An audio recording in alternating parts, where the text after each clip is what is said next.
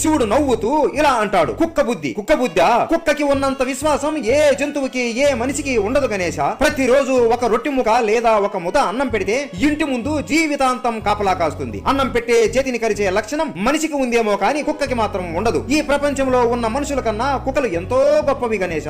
ఒక మనిషి దగ్గర అన్నం తిన్నవారు, వాళ్ళ ద్వారా పైకి వచ్చిన వారు, వాళ్ళు చదివిస్తే చదువుకున్నవారు, వాళ్ళు ఉద్యోగం ఇప్పిస్తే చేసేవారే ఆ మనిషికి ద్రోహం చేస్తారు. అలా చేసిన వాడు చాలా నీచమైన వాడు. అలాంటి వారిని కుక్కతో కూడా పోల్చకూడదు గణేశ. ఈ మనుషులకి జంతువులు అంటే చాలా లోకువ. వీళ్ళు ఎంతో ఉత్తములు అని అనుకుంటారు. కానీ వాళ్ళకి తెలివైనది ఏంటి అంటే వాళ్ళకన్నా జంతువులు ఇంకా ఎంతో తెలివైనవి. మానవుల పాపాలను ప్రాయశ్చిత్తం చేసుకోవడానికే ఈ జంతువులు, పక్షులు మరియు ఇంకా ఎన్నో జీవరాశులు ఉన్నాయి. నాకు జంతువులు అన్నా పక్షులు అన్నా చాలా ఇష్టం గణేశ. నువ్వు కూడా ఏదో ఒక జంతువుని పెంచుకో. ఏ ఇంట్లో అయితే జంతువు ఉంటుందో వాళ్ళకి నా అనుగ్రహం ఎప్పటికీ ఉంటుంది అని గణేశుడితో శివుడు అంటాడు. మీరు కుక్కని లేదా ఏదో ఒక జంతువుని పెంచుకుంటున్నారా?